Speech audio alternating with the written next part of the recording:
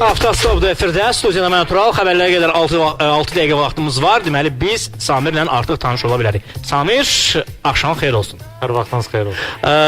Gəlib çıxdın axırki studiyamıza. Xatırladım ki, Samir Sadıqov Lamborghini'nin dizayneridir və Avropada artıq çalışır, işləyir və avtomobil dizaynlarına məşğuldur. Lamborghini Urus deyəsən sənin modelindir. Bəli, Urus proyektində işləmişəm. Niyə görə Urus? Urus bilirsiniz, Lamborghini'nin öz logotipindən gördüyünüz kimi buğa orada simvolu var və bu da Lamborghini'nin tradisiyasına uyğun gəlməlidir və bütün Lamborghini avtomobillərinin adları buğa, matador adları ilə uyğun olmalıdır. Urus adı isə 1500-cü illərdə yaşamış bir böyük bir inəyin adıdır.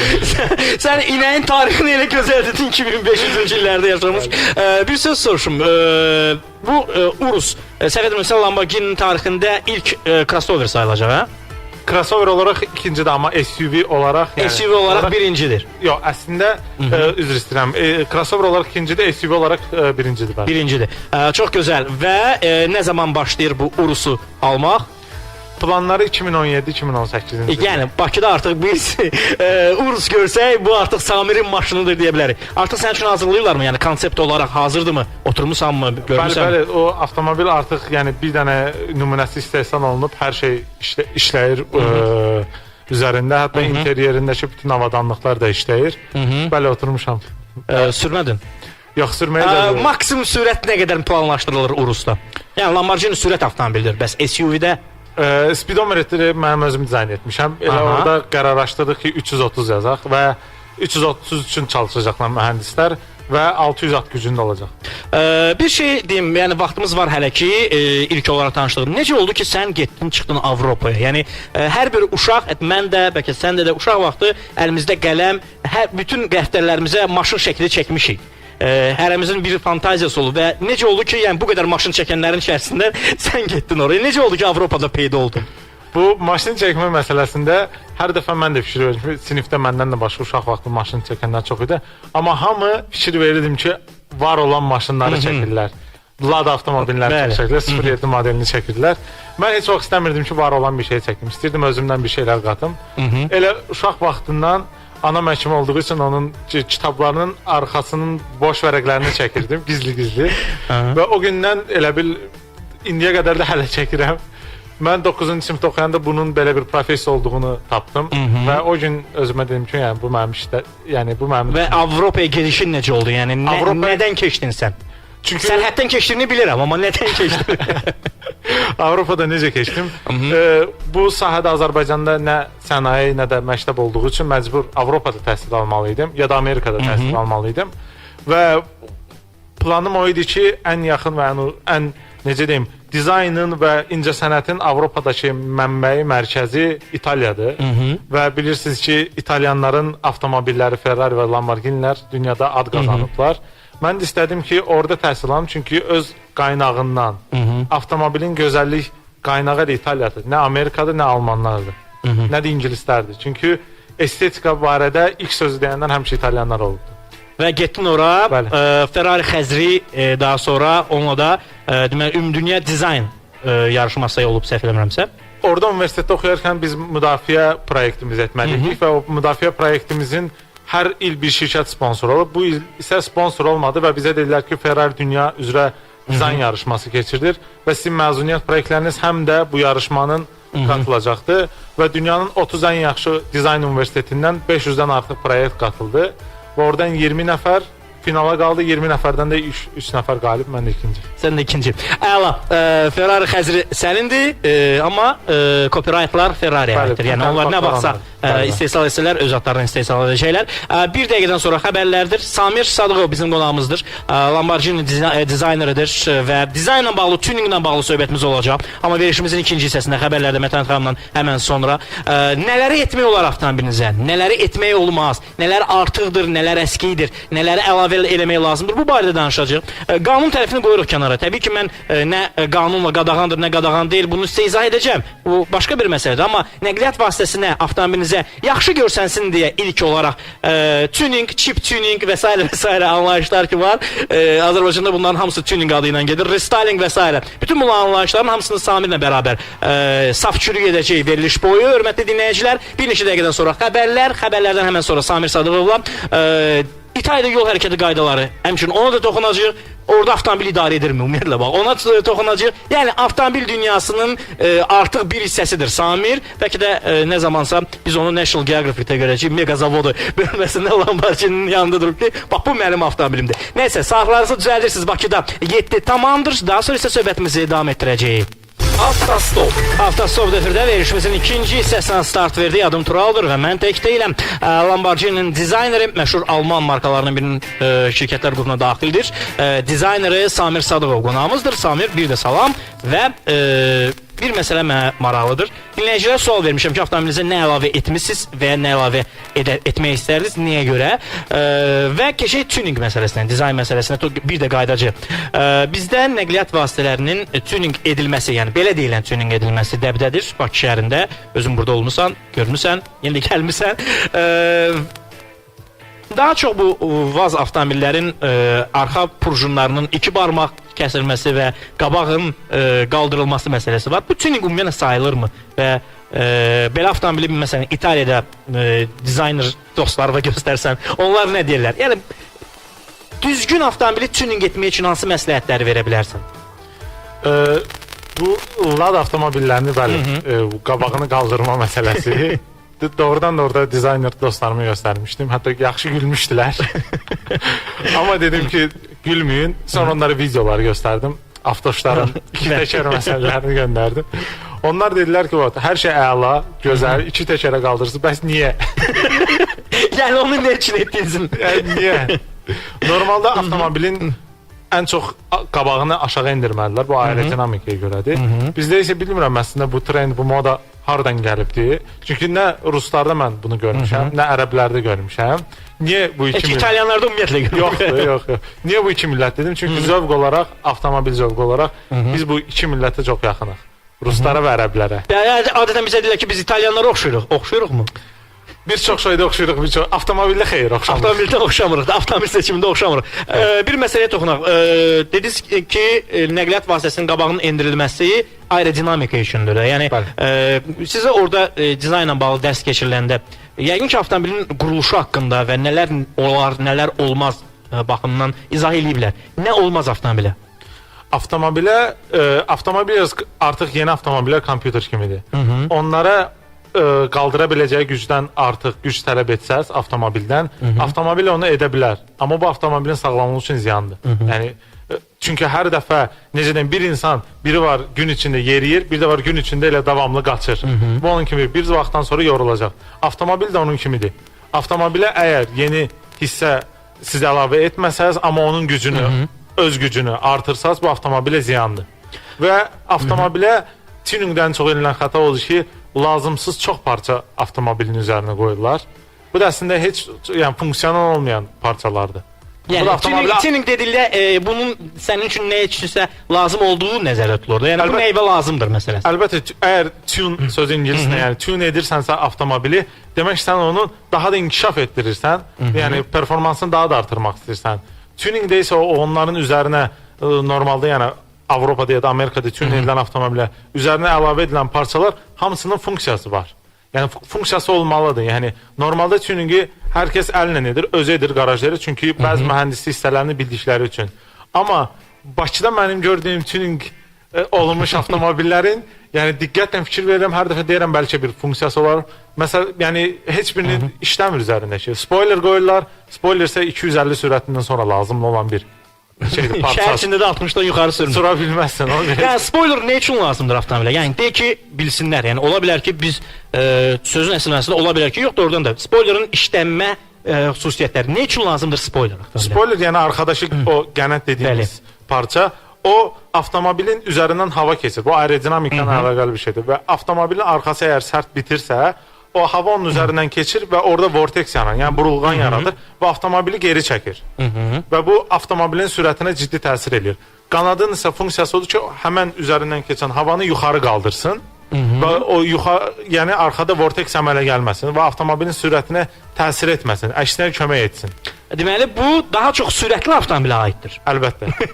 Deməli, 0-7-yə onu qoymaqla siz heç nə yarada bilməyəcəksiniz. Hətta crossoverlərə, ciplərə də qoymağın heç bir mənası yoxdur. Heç bir mənası yoxdur. İkinci bir məsələ isə bu ksenon işıqlarla bağlıdır. Bəzən bazı olaraq avtomobildə istehsalçı zavod özü ksenon işıqlar qoyur, bəzən isə qabarit duman işıqları qoyurlar və ksenonlar qoyulmur. Bakıda isə duman işıqları ksenonlarla əvəz olunur. Bəzən bu Çin istehsal olan ucuz 40 manatlıq ksenonlarla. Yəni ksenonlarla bağlı hər hansı bir tələb varmı? Məsələn, Avropada olmuşsan, Avropada bilirsən. Yəni buna olar, buna olmaz. Ümumiyyətlə nə zaman istifadə eləmək olar? Bəlkə heç lazım da deyil. Əslində Avropada bu ksenon məsələsi yəni tamamilə yoxdur. İnsanlar üçün heç maraqlı bir şey də deyil. Çünki insanlar Avropada inanır ki, əgər bu avtomobil şirkəti bu avtomobili istehsal belə edibsə, demək ki, bir bildikləri var. Və əgər ksenon qoyulubsa, demək ki, bu avtomobildə ksenona ehtiyac var. Əsas da ksenon qoyulan avtomobillər lüks, yəni premium sinifdə olan avtomobillər olduğu üçün onlarda ehtiyac var. Çünki ekstra funksiyalar olduğu üçün. Amma normalda heç kim mən Avropada görməmişəm ki, özlərindən ksenon və duman işıqlara xüsusən dəyişdirilsin və s. yox. İşıq məqamından bir şey dediyim, bəzən olur bizdə elə o vaz avtomobillərində istifadə olunur, sarı rəngdə işıqlar qoyurlar, göy rəngdə və ya yaşıl rəngdə işıqlar qoyurlar. İşıq məsələsini dediniz, yəni tutaq ki, lüks avtomobillərdə, VIP avtomobillərdə buna eləyə bilərlər. Yəni tutaq ki, bir sürücü orada işıqları dəyişərsə, onu polis tərəfindən cəza gözləyirmi Avropada? Əgər dediyim kimi işığın, yəni o lampa hissəsinin funksiyasını dəyişdirirsə, əslində cəza olmalıdır. Çünki siqnalları uyğun olmalıdır. Yəni sağ tərəfə dönəndə sol indikatorlar doğrudan işləməlidir. Amma rənglərdə mən inanmıram ki, elə problem olsun. Çünki indi hal-hazırda LED texnologiyaları var. Bu LED texnologiyalarda isə bir çox şirkət fərqli rənglər istifadə edir. Bəziləri açıq qırmızı istifadə edir, bəziləri sarı istifadə edir. Yəni bundan o qədər də ciddi bir şey yox. Əsas funksiya dəyişməz. Tuning baxımından deyəndə yəqin ki, görmüsən bizdə avtomobilləri tuning eləyəndə karbon vinil çəkilməsi dəvlədir. Yəni kapotun üzərinə, deməli bamperlərin üzərinə və ya tam yuxarı dam hissəsinə vinil çəkmək lazımdırmı çəkmək? Biraz zövqə bağlı bir şeydir bu. Və hara çəkmək lazımdır? Avtomobilin harasında olsa daha yaxşı. Daha yaxşı olar. Bu karbon məsələsinə gəlim. Karbon məsələsi axır vaxtlar, yəni axır 10 ildir ki, bu avtomobillərdə yəni idman avtomobillərində istifadə olunur. Çünki karbon çox metaldan daha dayanıqlı və daha yüngül olan bir metaldır. Onun istifadə etmələri çünki avtomobil yüngül olmalı ki, sürətli olsun. Ona görə karbon istifadə edirlər. Və karbonun rəngini bilərək elə eləmirlər. Çünki onun toxumalarının rəngi o rəng. Yəni biraz qri, yəni boz rəngdədir. Yəqin ki, bu necə deyim, biraz cool, yəni şey göründüyü üçün insanlar da onu vurmaq istəyir. Amma qaldı ki, vinil məsələsinin vurulmağına mən özüm şəxsən heç vaxt öz avtomobilimə vinil vurmaram. Avtomobil demişkən, İtaliyada avtomobil sürürsənmi? Sürürəm, amma gündəlik yox. Xeyr. Lamborghini bizə günlük icazə vermirlər. Onun sadəcə öz vaxtları var. Əgər bir tədbirlər varsa, o vaxt Lamborghini verirlər. Valla onu sürmək üçün onun əgər biz onun race tracklərə yəni gedəndə sadəcə Lamborghini lisenziyalar olan işləyənlər gedir. Onu da sadəcə bizdə 2 nəfərdə müdirlərdə var. Çünki Lamborghini sürmək üçün race trackdə siz onun testindən keçməlisiniz, onun məktəbindən keçməlisiniz, sonra sizə verirlər onu. Avtostop. Avtostopu dinləyirsiniz 497 46 22-yə zəng edə bilərsiniz. 9163 SMS-ləriniz qəbul olunur. Avtomobilinizdə nə var, nə artıqdır, nəyi artırmaq istəyirsiniz, nəyi çıxartmaq istəyirsiniz bu barədə söhbətimizə qoşula bilərsiniz. SMS gəlib, Samiri salamlayıram. Fəxr edirik. Onunla Xaçmazdan doktor Vüsal Hatəmi yazıb göndərib və Samir Sadıqov Lamborghini dizayneri bizim qonağımızdır. Yeri gəlmişkən Avtostopun televiziya versiyasında da Samirlə bərabər bir reportaj da eləyəcəyik avtomobillərlə bağlı. Yeri gəlmişkən Samir, sən Avropada işləyirsən, amma indi günün bu vaxtı ilin bu vaxtı Bakıda nə gəzirsən? Yəni nə işin var Bakıda? Yaxşı sualdır. Bakıda olmağımın səbəbi yenə də dizaynla avtomobillərlə əlaqəlidir. Burada hal-hazırda bir layihəm var. Azərbaycanda ilk dəfə avtomobil dizaynı üzrə bir aylıq bir məktəb orqanizə edirəm. Orada avtomobil dizaynı peşəsi ilə əlaqəli olan insanlar ya da onu öyrənmək istəyən gənclərimiz, insanlar varsa onlara avtomobil dizaynı sirlərini intensiv dərslərlə öyrətmək istəyir. Yəni nədən başlamalıdır? Dizayner nədən başlamalıdır? Əlbəttə dizayner birinci çəkməkdən başlamalıdır. Kağız, qələm. Biz ondan başlayırıq. Bu məktəbə qəbul necə olur? Yəni ta ki bu kursu keçmək üçün, sənin yanında master class keçmək üçün, yəni ölkədə əsas adam dizayn bağında sənsən. Yəni səndən başqası yoxdur. Tarixində olmayıb Azərbaycanda avtomobil dizayneri.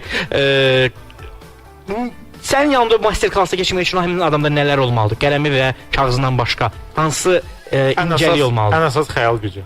Xəyal gücü. Xəyal gücü və avtomobillər haqqında bilgisi çox olmalıdır. Avtomobillərə qarşı sevgisi olmalıdır. Çünki biz avtomobil dizayn edəndə əgər hər hansı bir brendi dizayn ediriksə, o brendin tarixini bilməliyik. O brendin filosofiyasını öyrənməyə çalışmalıyıq ki, əgər mən A adlı avtomobili dizayn edirəmsə, o başqa bir ölkənin B adlı avtomobilinə oxşamamalıdır. Və mən bunun sirlərini öyrətməyə çalışacağam ki, avtomobil dizayn edərkən nələrə fikir vermək lazımdır. Teoriyasından, praktikasından, hətta 3D və əl işlərinə qədər. Bir məsələn var, Rauf bizə zəng gelib, onu da eşidəcəyik. Bir çox avto sərgilərdə olmuşam. İndi də Şanxay gedir, düzdür, Şanxaya gedir, çağırıb. Bəzən konseptual modellərinin içərisinin boş olduğu deyirlər. Yəni deyirlər ki, xaricdən görsənir, hər şey qəşəng, amma içəri bomboşdur. Doğrudan belədir, yəni konseptual modellərin içi boş olur. Bəzilərinin içi boş olur. Əgər şirkətin maddi gücü çatmırsa, o da çox necə olur indi şirkətin maddi gücü? Balaca şirkətlər bunu çox vaxt edir. Amma bəzən olur ki, avtomobili yəni buraxırlar, içində hər şey var, sükanı, hər şey var, amma avtomobil işləmir. Çünki konsept avtomobilin əsas məqsədi odur ki, insanlar onu görünüş olaraq görsünlər, hətta içini də görsünlər və onların necə deyə rəyləri önəmlidir ki, bu istehsala getsin, yoxsa yox. Aydındır. Bu konsept model barəsində danışacağıq, amma Rauf telefon xəttindədir. Rauf bəy, salam əleykum. Salam. Avtostopdasınız. Siz elə salam dediniz ki, elə bilik biz sizdən gəlmişik. Necəsiz Rauf? Salam. Necəsin Ayturo? Yaxşı olasınız Rauf. Maşınızda nə var, nə əlavə etmişsiniz ümumiyyətlə? Maşına əlavə eləmişəm bir dənə arxaya plyonka. Arxaya plyonka. Bir də elə alanda var idi, qabaq padpresdə üst tərəfdə zəif bir belə yaşıl şey var da. Palavinka. Palavinka da demək olmaz, heç bilinmir. O elə çöldən baxanda bir an o günlükləri aşağı salanda bilinir, yoxsa bilinmir. Belə bir şey var. Aydındır. Buyurun, eşidirəm sizi. Yəni o arxa balaca padpreslər var, yan şüşələr nolon belə arkada. Onlara da plyonka olmaz da, icazə yoxdur. Avtomobil sürücünün görünüş dairəsinə aid olan şüşələrə hər hansı bir formada örtüklərin çəkilməsi qadağandır. Qadağandır. Bəli. Bir dənə də suallar Aytros. Buyurun, eşidirəm. Allaha and olsun, bütün bu günü DF'nin saytından bir yana, orada nömrələr kimi hamısına zəng eləmişəm. Ali təhsilli adamıq da, yəni o qanunu oxuyuruq, deyirik ki, mən keçmirəm Texas Motor'dan, 2004 maşiniyam. Bəli.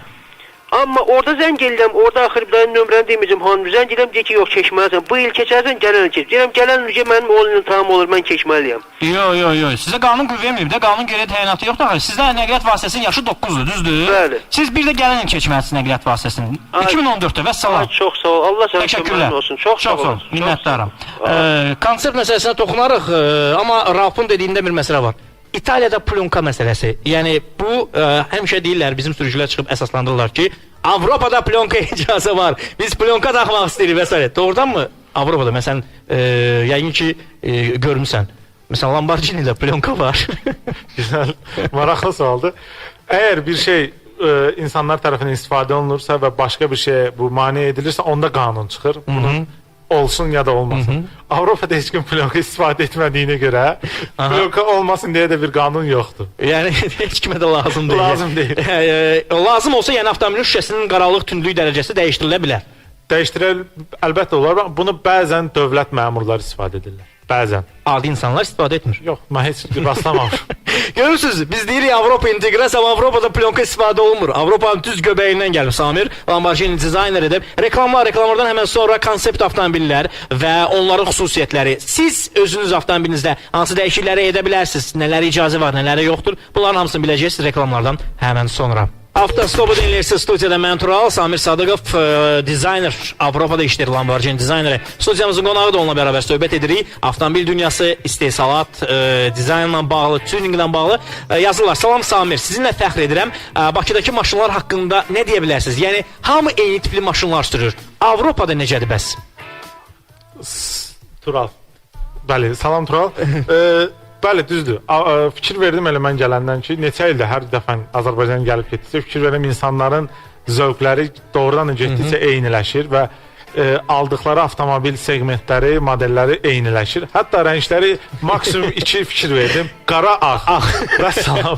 Yəni fərqli rəngdə avtomobil bazarı bizdə belədir. Yəni istehsal dillərlərdən soruşdular ki, mən bu rəngdə istəyirəm qardaş, biz o rəngdə gətirmirik avtomobili. Çünki alınmır. Bilmirəm bu bizim konservativliyimizdir yoxsa necə. Avtomobillər də ki, fikir verdim ki, insanlar daha çox böyük maşınlar alır. Bunu da biraz başa düşə bilərəm ki, niyə? Çünki neft ucuzdur, vergi azdır, sığorta o qədər baha deyil. Ona görə insanlar istədiyi gücdə motorlu belə maşınlar alırlar. Amma Avropada necədir? Avropada insanlar çalışırlar qənaət etsinlər. Hətta bəzi ailələrdə aralarında ev yoldaşı da bir-birlərini deyirlər ki, 1.3 alaq, o da deyir ki, yox 1.2 alaq avtomobil. Yəni bunun şey gedir. Amma Azərbaycanda isə yox 3-5 motor olaq, 4 motor olaq. Bunu başa düşə bilmirəm. Sən 6 motor belə alsan, sən bu 6 motoru harda istifadə edəcəksən? İstifadə eləməyə doğrudan heç trek yoxdur Bakıda. Trek yoxdur. Yəni Avropada heç olmasa gəlib qurdunu trekdə öldürə bilər. Yəni tutaq ki, xüsusi treklərə gedərək istəsə həftə sonunda o treklərdə avtomobil sürməklə öldürə etmək olar. Amma Azərbaycanda və Bakıda belə bir trek olmadığına görə qalır yalnız gecə saat 2-dən sonra hamı yatanda küçələrin canına düşmək. Bu isə təhlükəlidir. Yəni trekdə daha təhlükəsizdir. Məsələyə toxunacaq, yeri gəlmişkən iri avtomobil, iri motor 2-3 çəkmir, qoy 3 alım çəksin məsələsinə toxunacaq. Amma sabah görək hava necə olacaq Samir. Keçək indi əsas məsələyə. İri avtomobillər Azərbaycanda SUV, crossover və ya off-roader tipli avtomobilləri sürməkdə xoşlayırlar. Baxmayaraq ki, şəhər yerində yaşayırıq. Məsələn, məndə kompakt crossoverdir avtomobil. Lakin mən onu alanda getdiyim yolu nəzərə aldım. Çünki mən fikirləşdim ki, əgər sedan alsam, həmin yolda həmin sedan tez bir zamanda harab ola bilər. Övsanda qalıram, yol pis vəziyyətdədir. Mənə yalnız crossover kömək ola bilər ki, yolun o nahamarlığını hiss eləməyim. Lakin crossover seçdiyimiz zaman belə bir məqam ortaya çıxdı.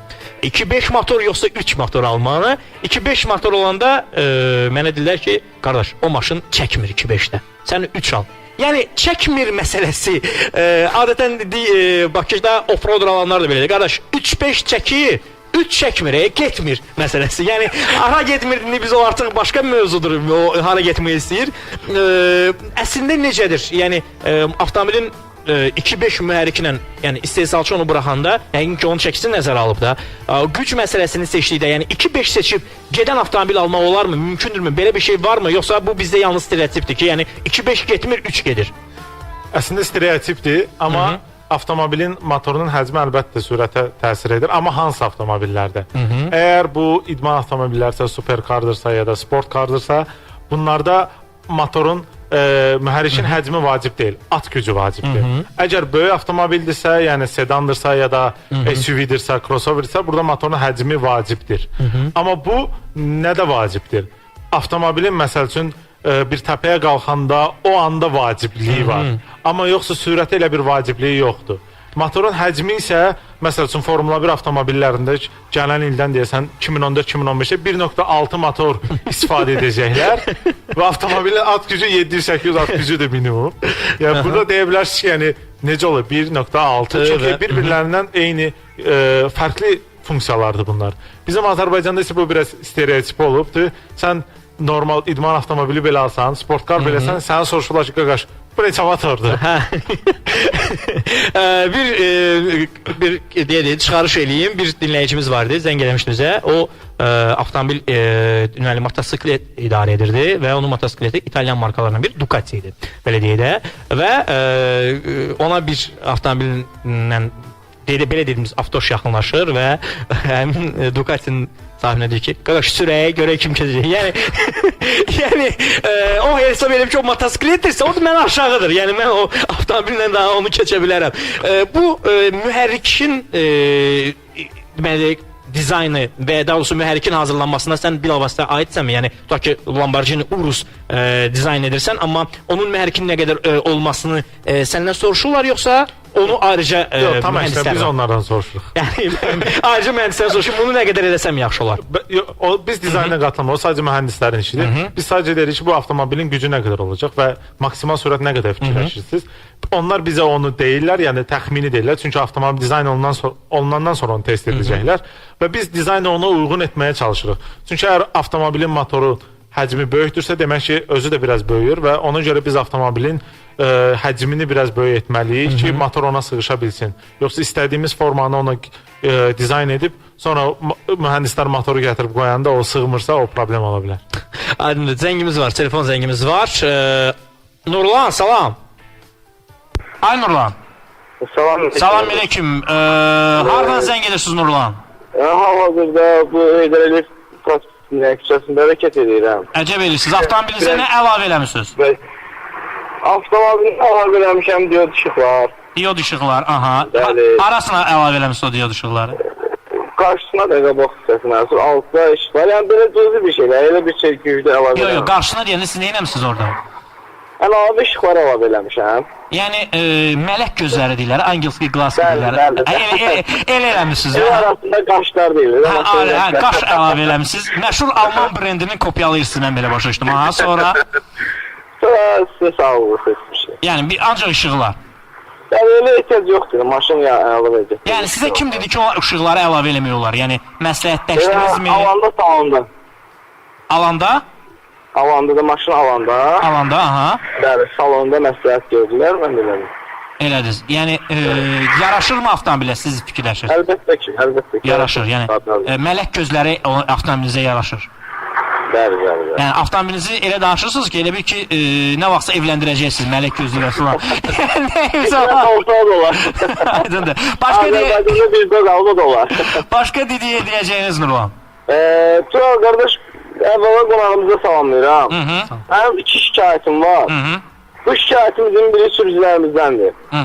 Siz inanırsınız ki, mənim fikrimcə bu probkaların yaranmağı nə qaylıq, nə yollar, heç bir inanın bu sürücülərdən damısı. Niyə? Çünki biz gedəndə yolda, bizim yollarda elə bir maşınlar hərəkət etmir, ilan qurbağa hərəkət edir. Zolaqlar üzrə istiqamətlərini dəyişirlər, bəli. Bəli. İnanın, o 5 metr məsafəyə görə, 5 dəqiqəyə görə onun qarşısına keçir, bu bunun qarşısına keçir. Bir dənə hadisə fişo, topla yarandı. Aydın. Təşəkkürlər Nurlan zəngizə görə. Bir də ki, bir dənə söz deyim sizə. Buyurun. Bu Heydər prospektində yəqin bu inşaat gedir də, bu Şəfa stadionu yanında. Bəli, keçid tikilir. Bu əlaqədar qurumlarla istəyərdim, işləsin işlərdi, çox xahiş edirdim. Oradakı orta zolaqdan sağ zolağa keçid var ki, yol açıblar. Onu bir 10 metr irəlidən qoysalar, mənə də gəlib sıxlıq azalar. Aydın. Təşəkkürlər Nurlan, səsiniz eşidildi. Minnətdaram. Bir də bir söz deyim ki, çox sağ olun ki, bu millətə qarşılıqsız qulluq edirsiniz. Təşəkkürlər, çox sağ olun zəngizə görə. Minnətdaram Nurlan. Elə Samir, qaydalar demişkən, İtaliyada yol hərəkət qaydaları, sürücülər qaydalara əməl etməyə çalışırlarmı? Polislə münasibətləri necədir onların? Polislə münasibət, polisin üzünü görmürlər. Çünki orada sadəcə əgər svetofor işləmirsə, ya da bir qəza halı baş veribsə, ya da ekstra bir, yəni normal olmayan bir hadisə baş verəndə polis gəlir. Normalda yol polisi deyə, yəni onlar elə bir tam insanlarla belə əlaqədə deyirlər. Sadəcə hər şey kamera ilə uyğun olduğu üçün. Yol qanunları isə İtalyanlar, yəni Avropada biraz yol qaydalarına uymayan millət olaraq bilinirlər hətta. Amma müqayisə edəndə, bizə müqayisə edəndə, inanın onlar elə dəhşət duyurlar ki, bizimkilər onların yanında. Yəni Bakıda avtomobil rahat sürən ya da az sürən Avropada çox rahat avtomobil sürə bilər. Burada yəni istənilən vəziyyətdə çıxan orada artıq Schumacher səviyyəsində sürücü sayıla bilər. Bəs orada avtomobilləri düzgün yerdə park etmirsənsə nə cəza gözləyir? Yəni evakuasiya edirlərmi avtomobili, yoxsa yazırlar cərimə qoyurlar üzərinə?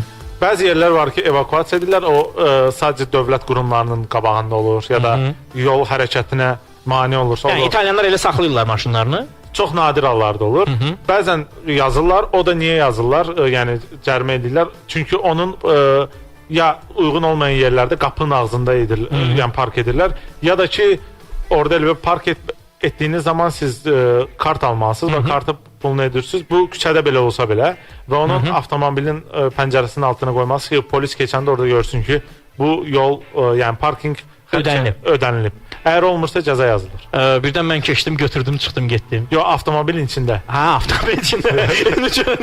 Hərəsi üçün götürər, qoyar ora. Yaxşı, bəs İtalyanlar dünyaca ən sürətli avtomobillər istehsal edirlər, yəni sport karlar, super karlar, Ferrari və ya Lamborghini özləri sürətlə sürürlərmi? Özləri sürətlə sürürlər, amma normal yolda yox. Onlar çox Məsələn, onlarda aeroport trasında kimsə 200-dən gedirmi? yox, heç kim yox. Onlar necə dediyimiz kimi, əgər birisinin superkarı varsa, Lamborghini Superası ya da Pagani'si varsa, onlar heç vaxt onu yolda belə gürültülü şəkildə istifadə etmirlər. Dediyimiz kimi treklərdən istifadə edirlər və biraz necə deyim, bu göstərişi sevmədikləri üçün bu mövzuda istəmirlərdi ki, diqqət çəksinlər. Sənə sual gəlib, Tural bağışdan arad edirəm, Samirə bir dənə sual verim. Samir, bilirsiniz ki, Bakıda ən dəbdə olan maşınlar Galenwagen və X6 tipli maşınlardır. Sizcə, niyə Avropa bizim kimi deyil Mika yazıb göndərib? Çünki Mika bu avtomobilləri Azərbaycanda niyə çox sevirlər? Çünki böyükdür və Azərbaycanda bir şey var ki, insanlar əgər bir şey moda minirsə, yəni trend olursa, artıq hamı onun arxasınca gedir. Yəni bu psixologiya var və X6 niyə alırlar? Mən özüm şəxsən o avtomobili funksiyasına görə sevmirəm. Görünüşü ola bilər, yəni crossover kupe versiyasında, amma əslində heç bir, necə deyim, ekstra bir xüsusiyyəti, sürəti olmayan bir avtomobildir. Galenwagen isə, yəni G-Class. Mən o Galenwagen demək sevmirəm. G-Class yəni. O avtomobil mən özüm əvvəllər çox sevirdim. Amma onun dramasına görə sevirdim. Çünki özəl bir xüsusiyyəti var və 1974-cü Alman ordusu üçün dizayn olmuş avtomobil və hələ də konservativ olaraq o dizaynı saxlayırlar. Və daha sonra İran şahına hədiyyə olunmuşdu. Bəli, İran şahına hədiyyə olan versiyası da var. Amma bunun draması olduğu üçün. Amma bir şey var ki, insan psixologiyasında, əgər siz bir şeyi çox istifadə edirsiniz ya da çox ətrafda görürsünüzsə, onun bütün, necə deyim, belə ekskluzivliyi bitir. Bitir. Azərbaycanda isə bu G-Class'ın heç bir ekskluzivliyi artıq qalmayıbdır. Bir məsələyə toxunan sonra keçəcəyik reklamlara, vaxtımız az qalıb. Niyə görə avtomobillər artıq bir-birinə oxşamağa başlayırlar? Yəni Amerikan avtomobilləri yavaş-yavaş Avropalaşmağa gedir. Daha kobud, qaba Amerikan avtomobilləri daha incə xüsusiyyətlər yaranır. Koreya avtomobilləri artıq Avropa avtomobilləri Koreya avtomobillərinə oxşamağa başlayır. Niyə görə? Yəni artıq təxəyyül hardasa bir nöqtədə dayanıbmı? Əslində dayanmayıb. Dizaynerlərə, yəni yuxarıdakı müdürlər, direktorlar nə istəsə onlar istədiyi qədər daha, hətta artığını belə dizayn edəcəklər. Çünki bizə gələn bəzən proyektlər elə olur ki, 2050-2040-ın avtomobillərini özümüz, yəni çalışma üçün, eksperiment üçün dizayn edirik ki, yəni bizim xəyal gücümüz maksimum hara gedə bilər ya da biz işlədiyimiz şirkəti 40 il, 50 il sonra harda görə bilərik. Bu trend ölkə məsələsinə gəldikdə isə Amerikanlar dediyiniz kimi biraz daha Avropalı avtomobillərinə oxşatmağa başlayıblar. Koreyalılarsa yenə Avropa. Koreyalılar Avropa avtomobillərini oxşadırlar. Çünki ən çox, yəni onlarda avtomobil dizaynının təməl strukturlarını qoyan ölkələr onlar olublar. İngilislər, Almanlar və İtalyanlar olublar. Və bunlar uğur əldə etmək üçün dizaynlarında çox istifadə edirlər. Çünki Koreya avtomobillərinin dizayn tarixi açığı yoxdur. Dizayn filosofiyaları dərin deyil. Yaponların var, amma Yaponlar daha çox funksiyaya fikir verən insanlardılar və dizayn o qədər çox fikir verən insanlar deyil. Amerikanlar niyə Avropalılaşdırırlar? Çünki axır vaxtlar avtomobillər bu ekonomiya məsələsinə görə istəyirlər avtomobillərini özləri biraz kompakt etsinlər və bu da isə tamamilə artıq trend yaratmağa başlayır. Amma mən istərdim ki, Amerikan avtomobili Amerikan kimi görsün, yəni onun əzəlləri bilinsin, yəni böyük olsun. Amma çünki Amerikanlıların bu Amerikan millətinin xarakteristikasını yansıdır. Çünki Amerikanlar özləri sevirlər güc göstərisi etməyi və s. Bu şeylər sevdikləri üçün ona görə dizayn edirlər. Çünki bizə, məsəl üçün, brief gələndə biz dizayn edirik avtomobil, bizə deyirlər ki, məsəl üçün 60 yaşlı, 50 yaşlı ya da 40 yaşlı təbəqə üçün biz bu avtomobil dizayn edəcəyik. Biz də fikirləşirik ki, əgər bu 40 yaşından yuxarı insanlar avtomobillərində nəyi sevirlər? Əlbəttə onlara ekstrem xəttləri sevmirlər, ekstrem formaları sevmirlər. Onlara daha çox yumşaq xəttlər, daha klasik, daha sakit və klasik olmalıdır dizayn. Ona görə biz bu insanların psixologiyasına hərəkət etməliyik. Yəqin ki, Avropa, Amerikan avtomobilləri də hal-hazırda buna görə hərəkət edilir və mən şəxsən özüm heç razı deyiləm bunu. Aydındır. Dizayner Samir Sadıqov Lamborghini-də işləyir bu oğlan. Bizim qonağımızdır. Avtomobil dizaynla bağlı danışırıq. Reklamları daha sonra eşləyəcəyik. Avtostopu dinləyirsiniz. Bugün özəl bir qonağımız var. Samir Sadıqov Lamborghini-nin dizayneridir və verişimizin sonuna az qalıb. Biraz çox az qalıb. Samirin məqsədinin Bakıda olmaz məqsədini soruşaq ki, Samir bir də təkrar elə. Nə üçün Bakıdasan və sənə müraciət eləmək üçün və ya master class almaq üçün hara müraciət eləməlidir? Bu master class 1 ay çəkəcəkdir. 1 ay içində yəni 4 həftə, hər həftə 3 dərs 2 saat olacaq və axşam 7-dən 9-a kimi ki, dərsdə olanlar ya da işdən çıxanlar rahat gələ bilsinlər. Müraciət üçün Orxan Aslanovun fotostudiyasına photoschool.az ya da mənim e-mailimə info@samirsadıxov.com-la əlaqə saxlaya bilərlər. Bir də sən dizaynerlər assosiasiyası yaratmaq istəyirsən, səhv eləmirəmsə. Bəli. O necə olacaq və ora yalnız dizaynerlər üzrə olacaqlar, belə başa düşdüm. Bəli, fikir verdim ki, Azərbaycanda dizayn assosiasiyası yoxdur və buna ehtiyac var. Bütün dizaynerləri və dizayn studiyalarını bir yerdə toplamağa məncə ehtiyac var və bunu ilk vurmaq istədim və keçən həftə quruldu artıq Azərbaycan Design Association və bəli, məqsədimiz dizaynerlər və dizayn studiyalarını bir yerə toplamaq, proyektlər, workshoplar, seminarlar təşkil etmək və mümkün olduqca Avropadan sadəcə avtomobil dizayn yox, digər dizayn sahələrində isə dizaynerləri dəvət edib onlarla bir yerdə bilgi alış-veriş etmək. Yəni Azərbaycandakı dizayn peşəsinin inkişafı üçün çalışmaq. Təşəkkürlər. İşlərinə uğurlar. Minnətdaram, şad oldum tanışdığımıza.